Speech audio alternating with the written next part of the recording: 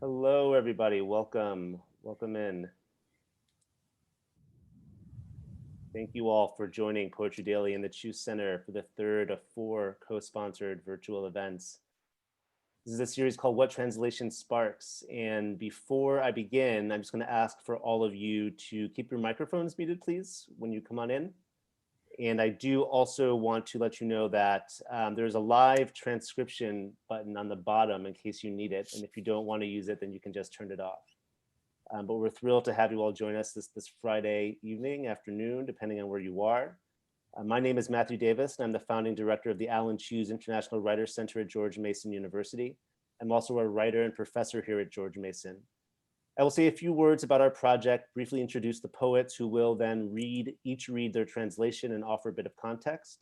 We'll then get into the conversation, after which I will reserve some space for a Q&A. If you have a question, please type it in the chat and we'll ask it of our panel. The Cheuse Center for International Writers celebrates the art of creative writing as a means of international dialogue, exchange, and understanding. At its core, the Cheuse Center facilitates the exchange of international creative writers and writing in order to help foster the tolerance and empathy a more connected world requires. You can learn more about our center and what we do by visiting our website, cheusecenter.gmu.edu. I want to say how grateful and happy we are to be co-hosting this event with Poetry Daily. Run by Sally Keith, who is with us here tonight. Poetry Daily, now housed at George Mason University's MFA program and run largely by a team of wonderful graduate assistants and volunteers, is committed to publishing one new poem a day. Poetry Daily reserves Mondays for an essay series called What Sparks Poetry, or some variation thereof, in which writers share their inspiration. And this is what the What Translation Sparks series takes its, What Translation Sparks series falls under. And in this new series, which has run for 12 weeks and will run for 5 more, prominent poet translators have been asked to share a seminal experience in translation. We are especially curious about how the work of translating poetry feels essential to the art and practice of writing poetry. Each of the 4 poet translators with us today has offered both a translated poem on Poetry Daily's website and a reflective essay on their experience with translation. And we're thrilled to be hearing from them today. Before beginning, I'm going to offer abbreviated biographies of these renowned poets and translators, and you can refer to poems.com for their original essays, full bios, and the poems that they translated. First is Chris Beckett. Chris is an English poet who grew up in Ethiopia in the 1960s. He has published 2 collections with Carcanet Press, Ethiopia Boy in 2013 and Tenderfoot in 2020, which both imitate Ethiopian verse forms and explore issues of love, hunger, and displacement from a boy's perspective. His translations of contemporary Ethiopian poets have appeared widely, and along with Alimo Tebeje, he translated and edited Songs We Learned from Trees, the first ever anthology of Ethiopian Amharic poetry in English. He is a trustee of the Anglo-Ethiopian Society and the Poetry Society. Mónica de la Torre's most recent book of poems and translations is Repetition 19, Nightboat 2020. Other books include The Happy End, All Welcome, a riff on Kafka's America, and Public Domain. With Alex Balgiu, she co-edited the anthology Women in Concrete Poetry, 1959 to 1979, and teaches at Brooklyn College. Alana Marie Levinson-LaBrosse is an assistant professor in the English department at the American University of Iraq in Suleimani, where she founded the department in 2011. A poet and translator, her book-length works include Kajal Ahmed's Handful of Salt and Abdullah Pashu's Dictionary of Midnight. She currently serves as the founding director of Kashkal, the Center for Arts and Culture at the American University of Iraq, Suleimani, as a board member for the Zine Archive in Suleimani, and was the founding director for Suleimani City of Literature, having led the city's successful application to join the UNESCO Creative Cities Network. And finally, Donna Stonecipher is the author of 5 books of poetry, most recently Transaction Histories, and 1 book of prose, Prose Poetry in the City. Her translation of Frederic Mayrucker's Etudes, which was awarded an NEA Translation Fellowship, was published in 2020 and she is joining us from Berlin. So thank all of you for joining us, and we are going to proceed alphabetically, beginning with Chris. And I want to just remind all of you, if you have any questions, feel free to put them in the chat box, okay? And with that, Chris, feel free to take it away. Thank you very much, Matthew, and thank you for having me. Thank you for inviting me to contribute to Poetry Daily, and thank you for inviting me tonight. I'm going to read one poem called My Silly Stomach. In Amharic, it's Monya Fakr and Monya Hode.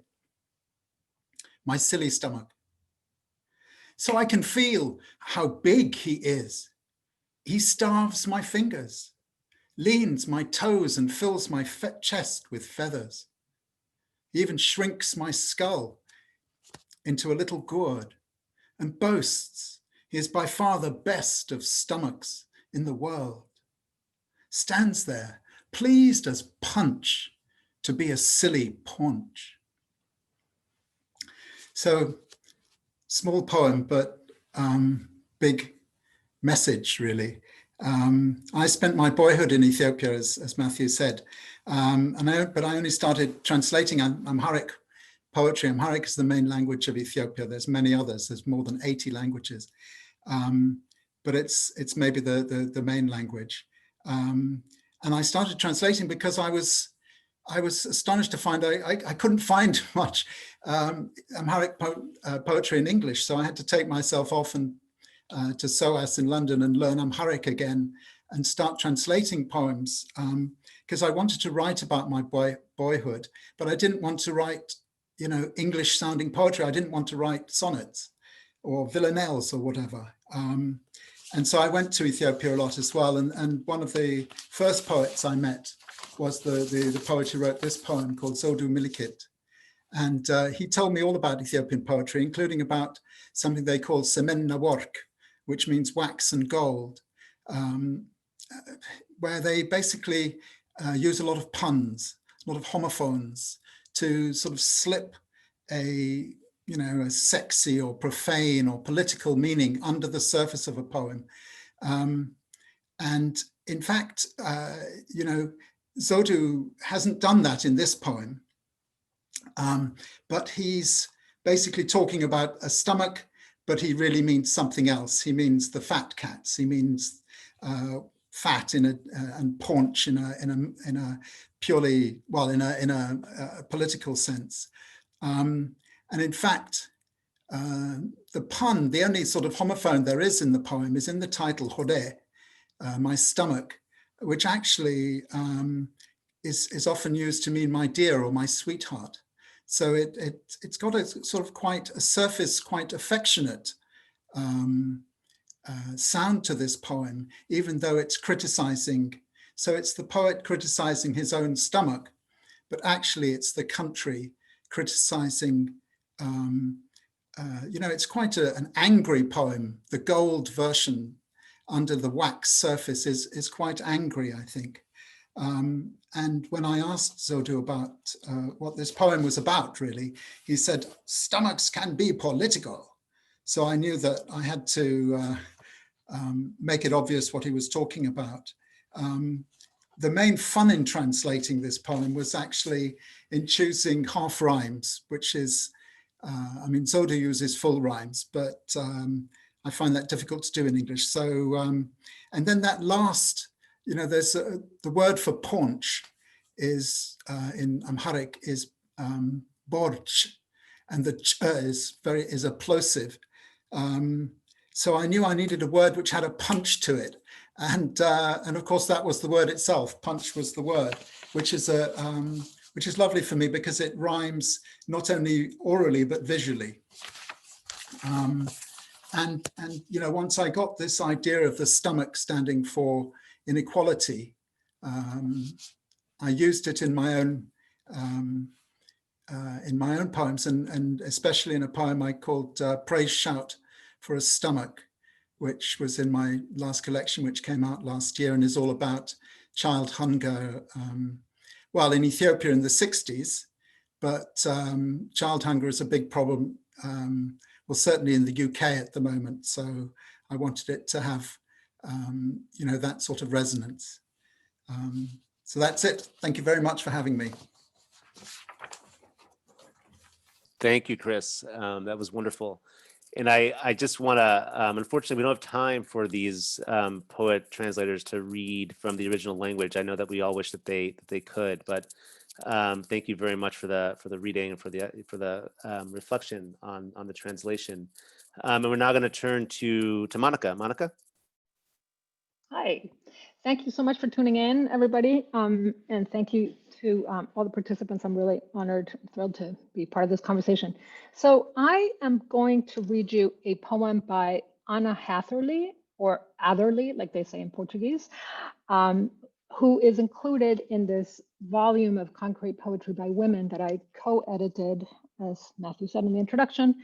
And I commissioned all the translations for this volume. I mean, for the book, for the works that actually required translation, and the work of Anna Atherley was simply irresistible to me. So I just had to do it myself instead of assigning the translation to someone else who was quite greedy in a way. The poem is part of a series of variations on a stanza in a rondo by Luis de Camões.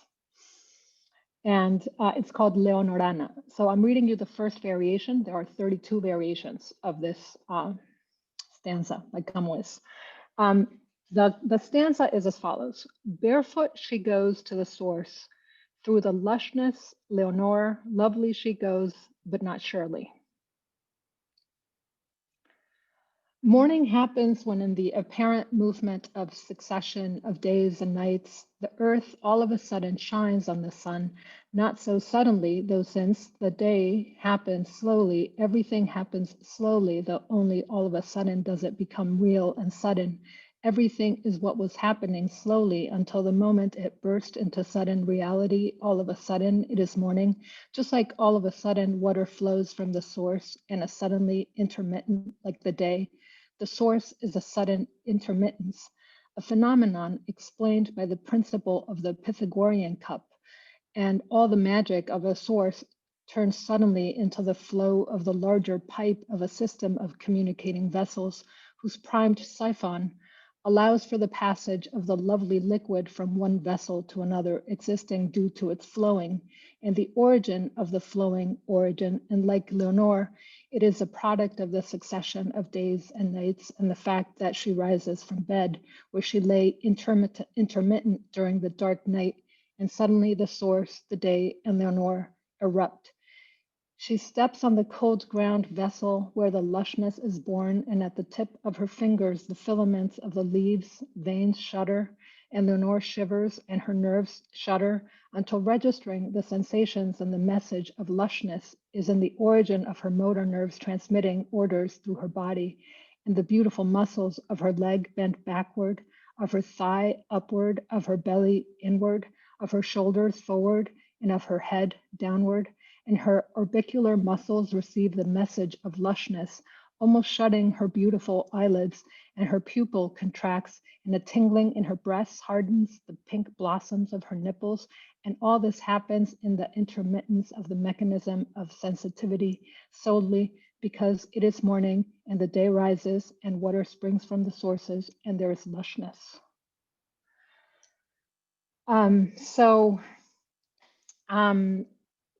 I want to show you the rest of some of the variations. If you can see, let's see, I just want to show you some of the images. So the poem starts getting sparer and sparer and sparer until you end up with emblems, poems that are collapsed with, these are made with letraset. They're compositions where the poem just crumbles. Here you have another sort of emblem. There's a blank page. Then she handwrites lines of the poem in thin, with a thin pen and then a thicker pen. Then she gets rid of all the spaces in between the letters and puts everything together. That's another iteration of the poem. And then you end with a double acrostic. So that's a selection of the 32 poems. When I encountered this work, I was thrilled by it because it taught me something about concrete poetry that I didn't know. And what it was is the fact that you can be a concrete poet, or you could be a concrete poet at the time. This poem was written in I believe it was 72, and not wage war on lyricism or tradition or handwriting. Most people associate concrete poetry with the typewriter or with printing, letterpress printing and typesetting. And here it's like she has it all. She wants to tackle tradition, the literary tradition coming from Camões, and approach it through all possible technologies to iterate the poem through different variations that keep producing different, radically different poems and sort of different readings of tradition through it. So this was one of the things that I was most drawn about in these works.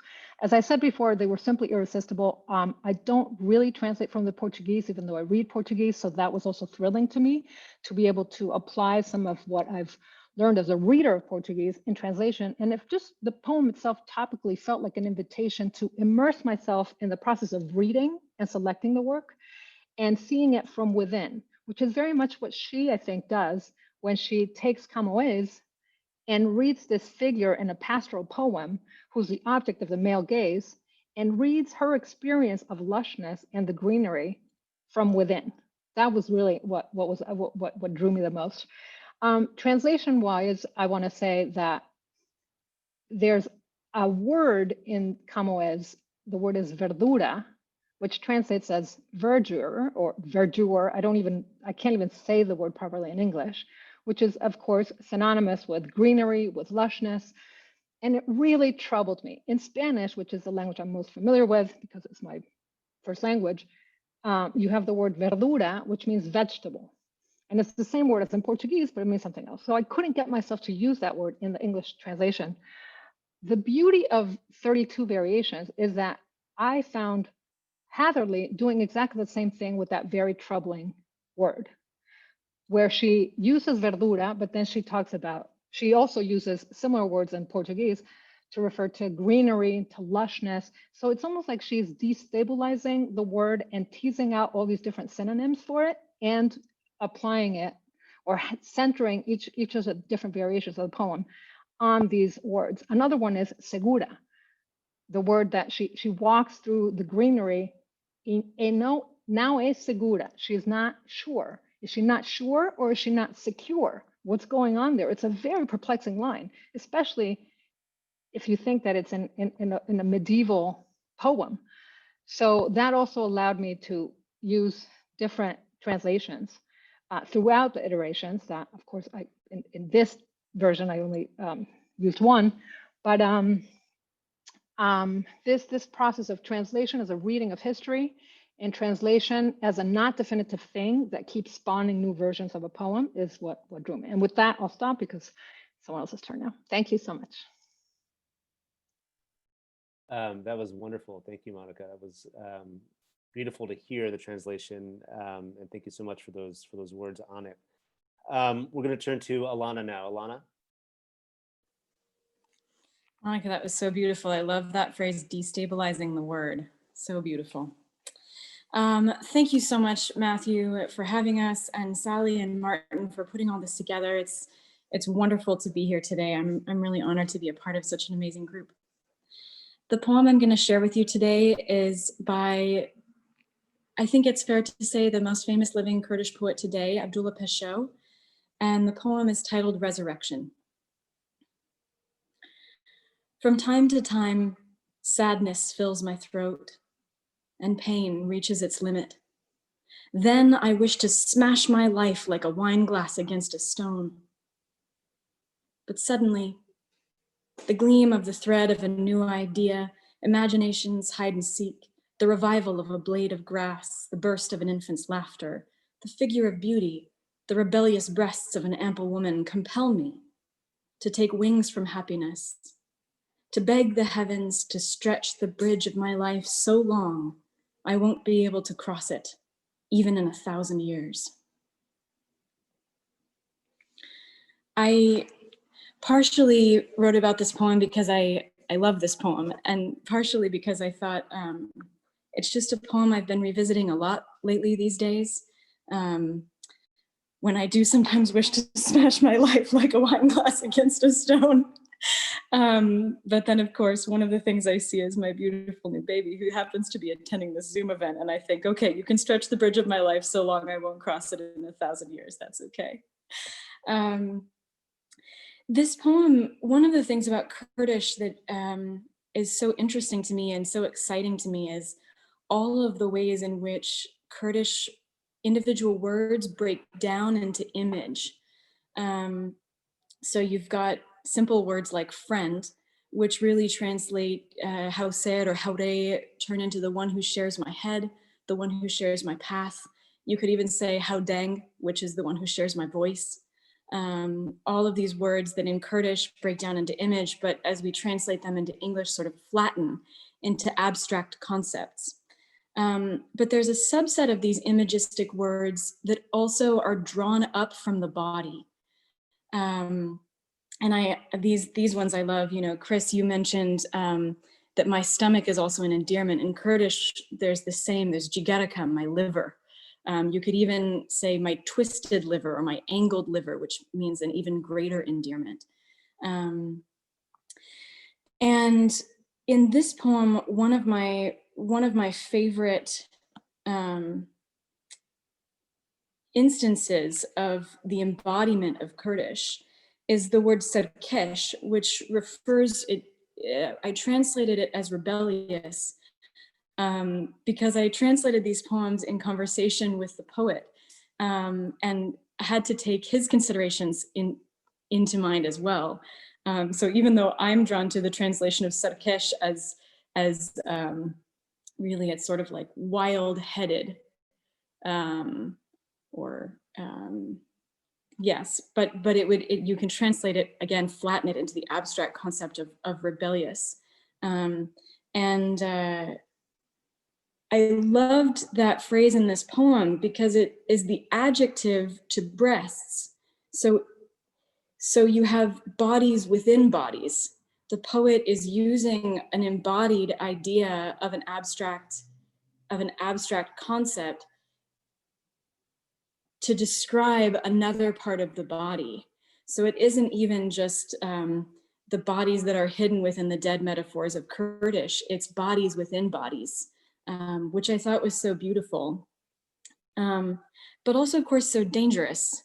One of the things that we've seen in this past year that has troubled me greatly, and I think has troubled many of us, is the inability of bodies to escape, the inability of the body to hide, and what that can cost a body, what that can cost a body who is a person. And when I think about Kurdish, I often think about how there's just no hiding the body. And that's something I've been thinking about a lot in my own poetry recently is, how do I hide my body? How can I hide my body as a white woman, a white American woman? And how can others not hide their bodies? So I was thinking a lot about that as I translated this poem, as I translate all Kurdish, because there's no hiding the body even to protect it, as I say in the essay. That was wonderful. Thank you, Alana. And I will say, when I read Resurrection, I instantly got in a better mood. I was ready to smash a wine glass against the wall as well, and just felt instantly more at peace and just ready to enter the world again. So thank you for that reading and for your thoughts. And we're finally going to go to Donna. Donna. Hi. I'll add my thanks for the invitation, and I'm totally in all these fascinating worlds that we've just been introduced to.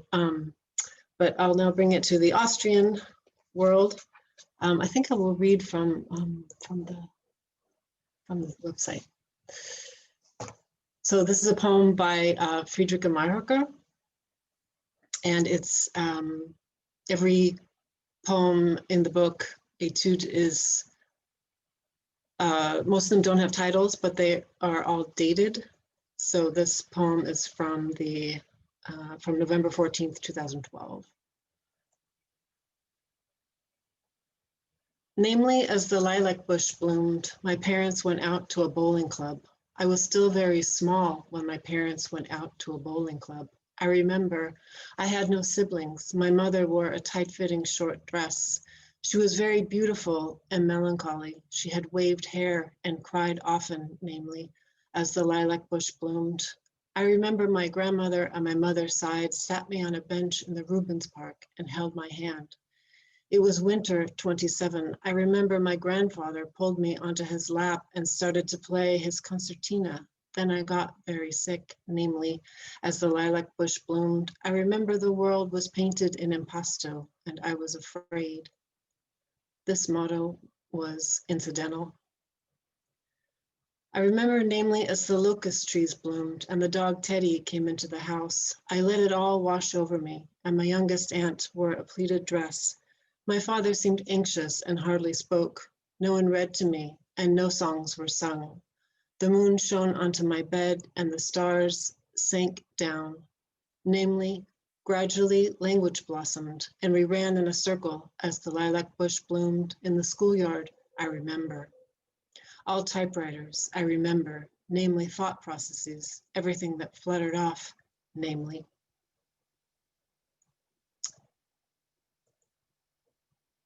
So I was interested in translating Myraker for a lot of reasons, one of which is the way she, what she does with the prose poem. So you can see in that poem, it's hard to make it clear while reading it, but if you look at it, you see that she has some passages in all caps, some passages are underlined, words will appear in parentheses all of a sudden. The whole poem is in quotes, which is something she started to do late in the book, which is a really interesting kind of Verfremdungseffekt, like alienation effect in some way. So it's a very emotional, I think, and elegiac and melancholy poem, but it has these, Brechtian alienating effects with the typography and the quotes that give it a really interesting tension, I think, and that's true of much of her work. I took the opportunity in the essay to write about meeting her because, I don't know, it was sort of something, it seemed like an occasion offered itself to write about something that I've thought about, but haven't ever really articulated about translating poetry, and especially translating the poetry of somebody who's living. And that for me, I have to feel I have to love the poetry for one thing, and I feel a lot of sort of sympathy with it and feel like I understand the way the writer's mind moves and the pleasure they take in their choices, but also I have to like the poet. And so I wrote about meeting her, and it was a really magical meeting. She's a very magical person. And also about sort of my expressed goal in meeting her was to ask her some questions about passages in Etude that I didn't understand. She's not a poet who uses, at least in this book and her later books, a lot of sort of idiosyncratic phrasings and such. So when they did appear, I wanted to be sure that there wasn't some Austrianism that I didn't get. Maybe she could explain.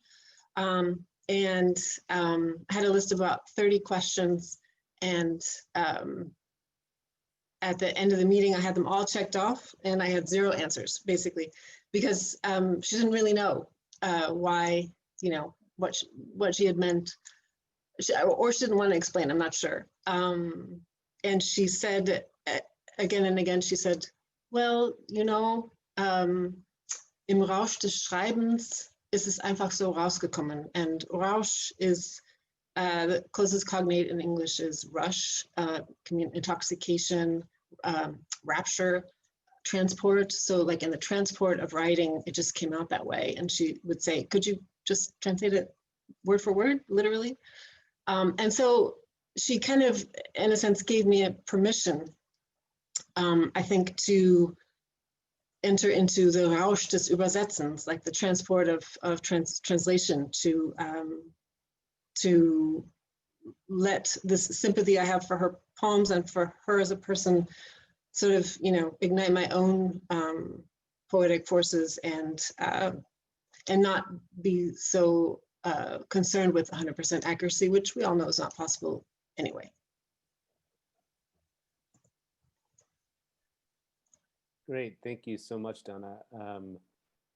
Beautiful reading and wonderful thoughts, and a lot to think about. And I you know, we're gonna just explore some of the themes that came out of all of your essays and your work. There's not nearly enough time to get at everything, and you know, I want to remind all of you, if you have questions about anything that you heard so far, that you want to ask any of these poet translators, you can either message me privately or do so to the larger group. But I did, you know, I wanted to start this conversation.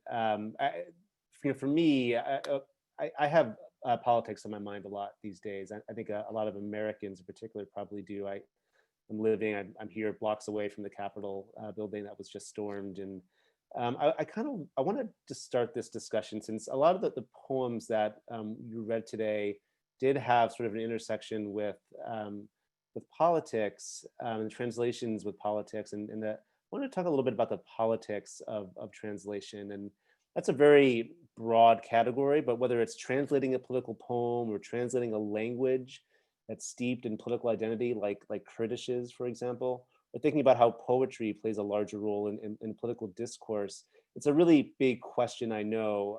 But I did just want to start there and open that up to any of you four to sort of take on and answer, and in terms of what you read today and the poems you worked with for today, or just even larger than that.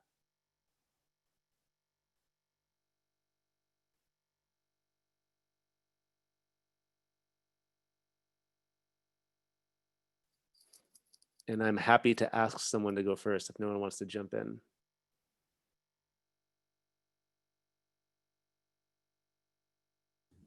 Shall I start then? Go ahead, Chris, that'd be great. It's very curious when you're translating, you know, from non-European or from countries which have systems which are totally different. Translating from Amharic, you know, they live under a fairly repressive regime, or have done for most of their history.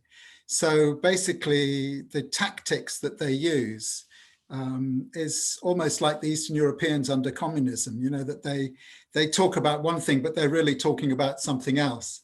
And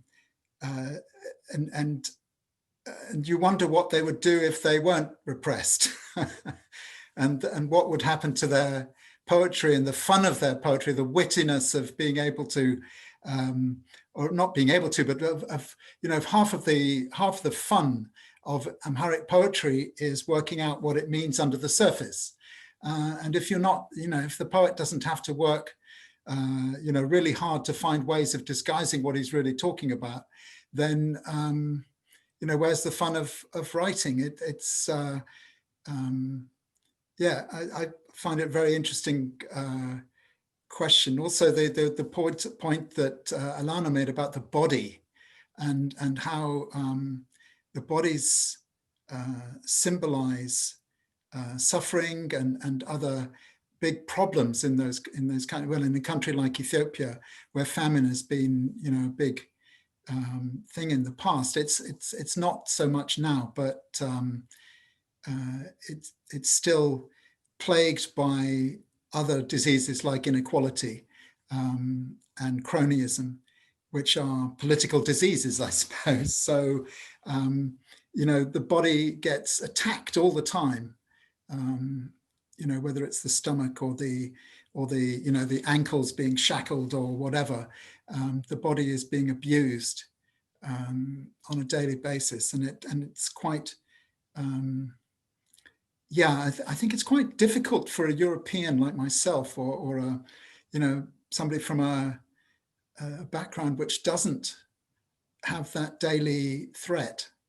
You know, I'm in a way, I feel that I'm an imposter trying to translate an Amharic culture, which is, you know, where they're dealing with problems that I don't have to deal with. So I've said too much. Thank you, Chris. Others want to comment on that?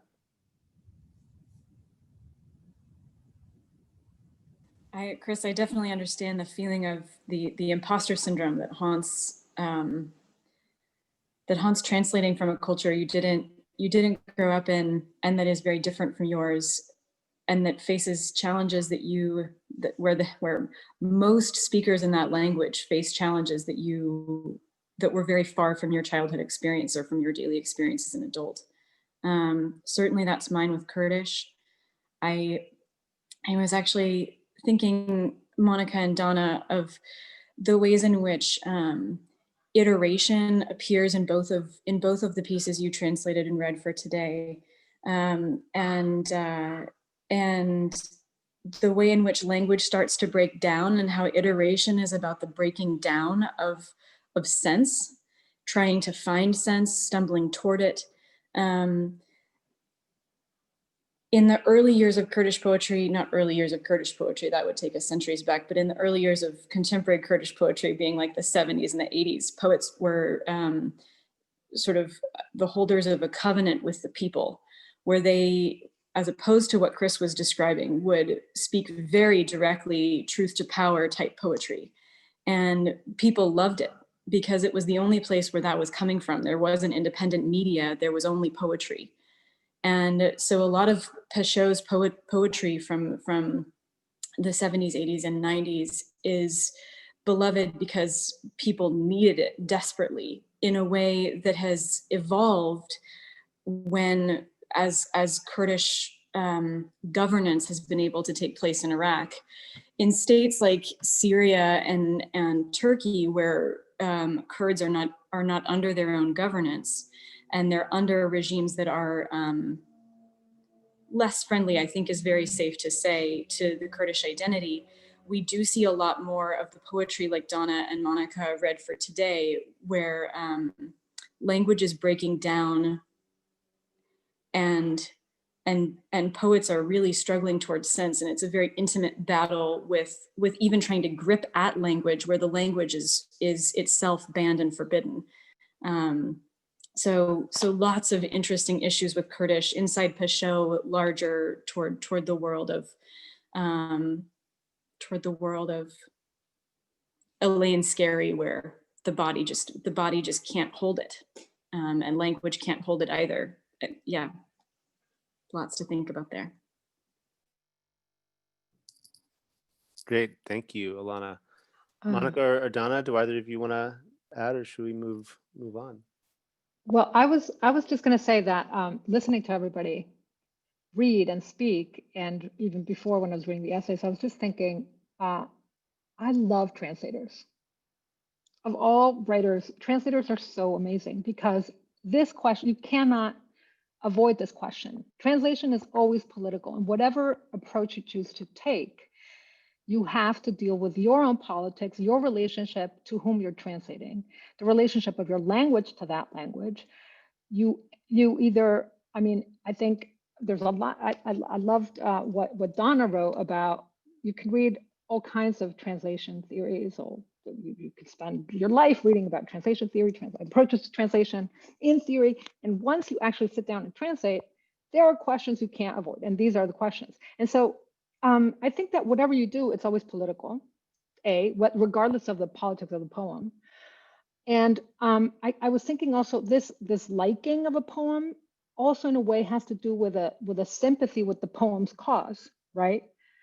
Rarely do you want to adopt in a way you could say also translating is a form of spreading the word or amplifying a voice. That's a phrase that we hear a lot about today, right? So you're not, maybe you're not going to broadcast it to the world. I mean, that would be a bit grandiose, but you're just helping to spread the word and transmit the message amongst those who would not be able to for whatever reason, maybe because they don't speak the language or they just haven't encountered the work. Even if they do speak the language, sometimes they just don't know the work, and you're just serving to transmit the message. So I think that's one of the valences of what we do. The other one is, and I know that a lot of people write about this too, appropriation, right? Are you appropriating someone else's voice and then in a way getting in the way of that relationship between the reader and the author by making yourself really visible?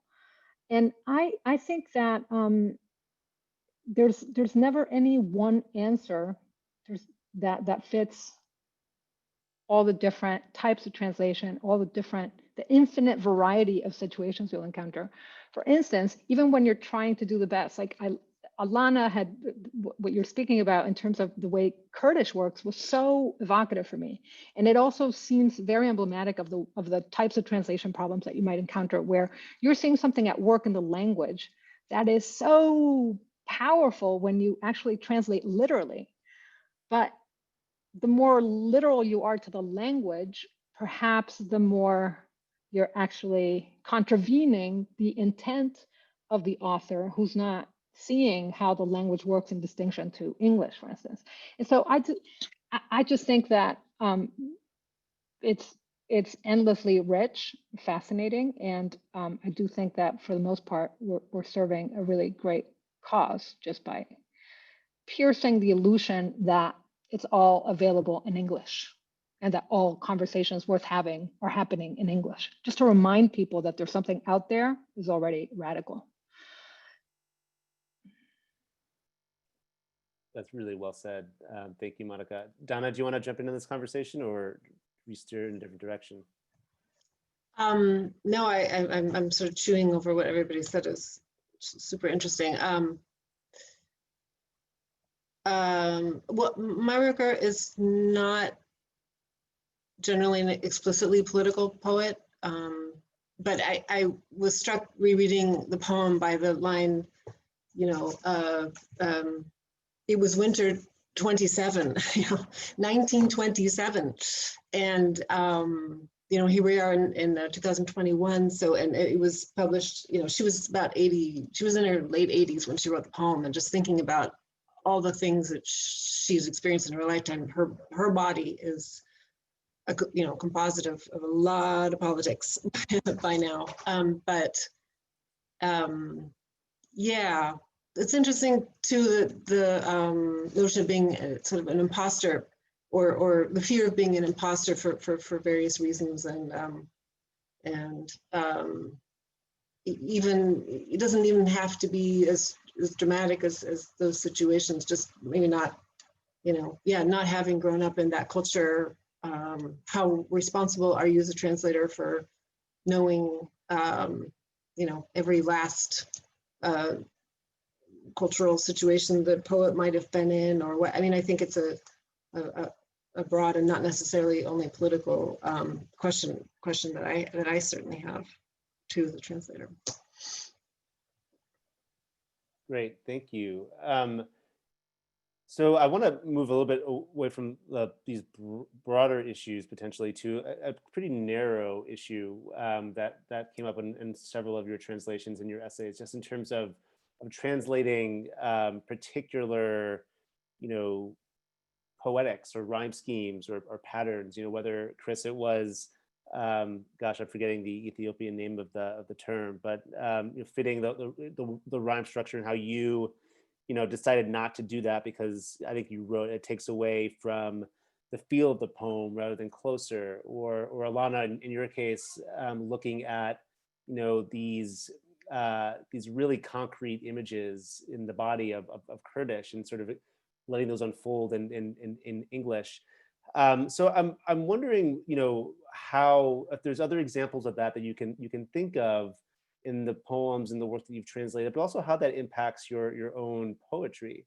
Do you sort of take a little bit of what your you're translating, or with the example, Monica, of concrete poetry, or Donna, with the language is sort of disintegrating, and the work that you've translated. I mean, what is to get back to this idea of what sparks poetry, what sparks translation, when you're translating those works, when you're sort of looking at those very specific cultural poetics, how does that impact your own writing as a poet, or does it not?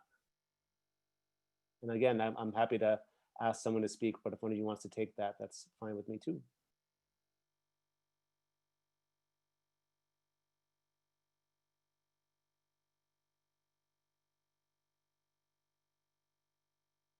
I don't want to be first again. All right, then I'll ask Alana to take that then, since she wrote a lot about the images of the Turkish body, or the Kurdish body, excuse me. Monica, you mentioned just recently that how a translator's sensibility could sit in juxtaposition to the poet's sensibility, not overall, not in overarching terms, but in those minute moments where you're trying to figure out, do I translate literally? Do I translate liberally? I mean, ironically, I think translating those moments of the body in Kurdish literally is the most liberal I could have been with the poem, because it would have, as you said, interfered with the poet's original intention. And Peugeot and I came up against that moment of disagreement so many times that it became a joke between us, where he would he would go, Marusha, Marushenka, and it was so predictable. And in many cases, he would discuss it with me heatedly until he was sure that he thought I knew what I was doing.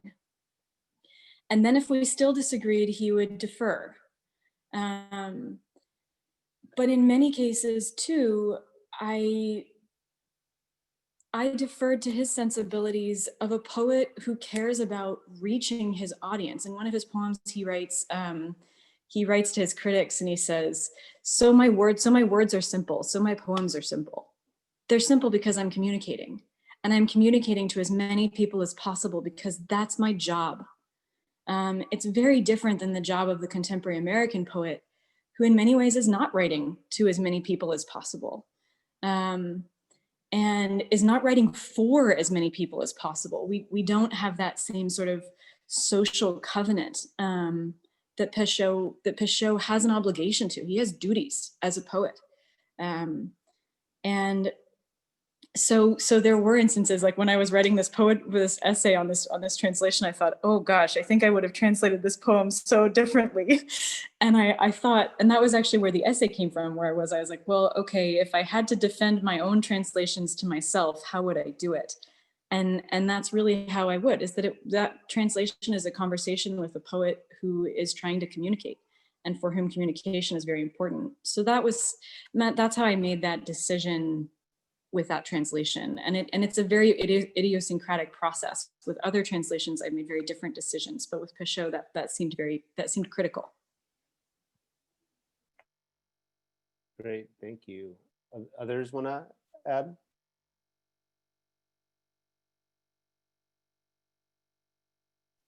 Well, maybe I would just say that in this case, it seems, I wonder if, Alana, you ever choose to use Kurdish in that way to write poems in English. Is that something you've ever done? It's something I hope to do. It's something I hope to be able to do. I think it could make beautiful poetry to write all of the, as you said, translation, to write all of the retranslations that I can't necessarily do as a translator, but as a poet. I think that's a fascinating idea. And Matthew, I know you wanted to discuss Monica's provocative prompt to translate translation. So I think about that a lot, and I hope I'm a good enough poet to live up to that. Great. We have about 10 minutes left, unfortunately. I feel like we could talk for a very long time, and I do want to get to this idea of translating translation. We've had some questions come in that I wanted to make sure that got asked. And one was a little bit of what we were talking about earlier in terms of, well, I'll just ask it, how do you as translators handle different grammatical sentence structures when you translate? Since there's different grammar in different languages, how do you, as translators, take that different grammar and put it into English?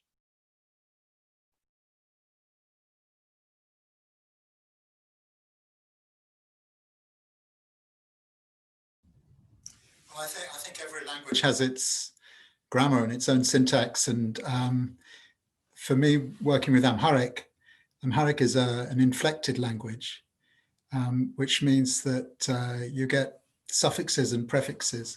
So it's a language which, I mean, one of my main problems, I think it was Donna who was talking about working with the poet on the translation. No, it was Alana, sorry. And well, actually, Donna was doing it brilliantly as well. So that's the way I would like, that I really like to work on translation, working with the poet or working with somebody who knows the poet, or at least somebody who's read and likes that poet. And the major problem I've always had with Amharic poetry is because everything, you know, rhymes just in normal language, in normal life, they regard rhyme, full rhyme, as something sort of intrinsic in their own poetry. And when I don't full rhyme, they accuse me of basically betraying the feel of the poem. And I suppose I've learned a hell of a lot and how to get around that, you know, with half rhyme or alliteration or lots of other tactics that we use now because we can't do. I mean, one poet accused me of not rhyming enough. And I said, well, we don't prioritize full rhymes in English poetry now. And he said, well, Keats did. So, you know, I fell to the floor and wept, but got myself up enough to say, well, yeah, but Keats could still, you know, he could invert, he could do all these, you know, tricks that they had. I mean, people didn't, I think, talk like Keats wrote. Whereas today, if you start writing in a way that nobody would, you know, which is totally non-colloquial, you can't get away with it. So the fun of part of the fun of translating is finding ways of getting that grammar and that the way that they write and equating and putting it into something which becomes a poem in its own right in English. But has the, you know, the stamp of that original. And I don't know whether, you know, I mean, I think that's the most difficult thing to achieve. And you know, sometimes I leave a translation, I think, well, this is not a particularly good poem in English, but it's at least telling the reader what the poem is about and what the, you know, literally what the poet was trying to say. But I think at the end of the day that I mean, I started translating Amharic because I wanted to learn. I wanted to learn how they express themselves, how they write poems so that I would be able to write my own poems in that way, rather than writing them in sonnets, which of course sonnets were an import and a translation of an Italian verse form to English. So, you know, I'm hoping that eventually the praise shout, you know, the Ethiopian praise shout will be a, you know, one of the forms of poetry which a British poet will be able to use in his writing as well. Thank you, Chris. I'm going to try to squeeze in two more questions here, and I want to ask Donna specifically a question about. Several of you have mentioned this idea of liking the poem or the poet, and you know, it's in the way that you, in your essay, Donna, you talk a lot about finding your voice through this poet and through the poems is really essential for you, especially if you like the poem and the poet. And it reminded me a little bit of just like method acting and how you inhabit a voice and just sort of stay there. And I'm wondering if you've ever had experiences where you've started to do that, but then something turned you off about it, whether it was the poet, him or herself, or the poem, and you had to do it in a different way or stop. That's an interesting comparison. I've never studied acting, so I'm not familiar with it myself. But as I mentioned in the essay, the one experience that I had where I realized that there's this voice component and or that I have to feel comfortable in the voice of the writer was actually a history book that I was given a contract to translate. And I was so uncomfortable in inhabiting the voice of authority that it was a crystallization for me of why I'm going to mostly stick to writing to translating poetry, where I'm as a genre I'm much more familiar and comfortable with it than with history, for example. But trying to think if there was an instance of poetry that I started to translate where I backed out, not feeling comfortable. I'm sorry, I can't think of one right now. That's fine. That's fine. Yeah, I encourage all of you who haven't to go read Donna's essay on poems.com to learn more about her experience translating the history book. We only have a couple minutes left, and I did just want to end with this idea that Mónica put forth in her essay about how you would translate translation. And I want to just ask that of the four of you as a sort of final sort of question, and the audience, for you to think a little bit about is how would you translate translation?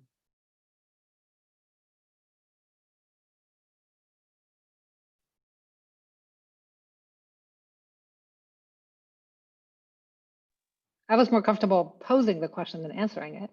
But just what led me to formulate that as my prompt was just the different ways in which we understand translation that depend on the word itself. So for instance, the cliche about translation, right, is like you carry meaning across, which presupposes that there's a barrier between the two languages or huge geographical distance that somehow the translation bridges. But in other languages, I believe it's Finnish, where the word for translation is turning. Or so if you were turning language and that's how you understand translation, then what are the implications of that? What does that do to the act of translation? That's totally fascinating. Thank you. Others of you?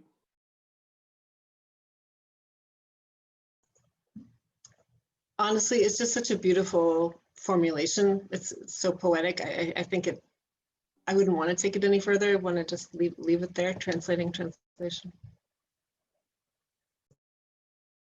That sounds good to me. I think that's a really excellent way to end, is to get us to think a little bit about translating translation.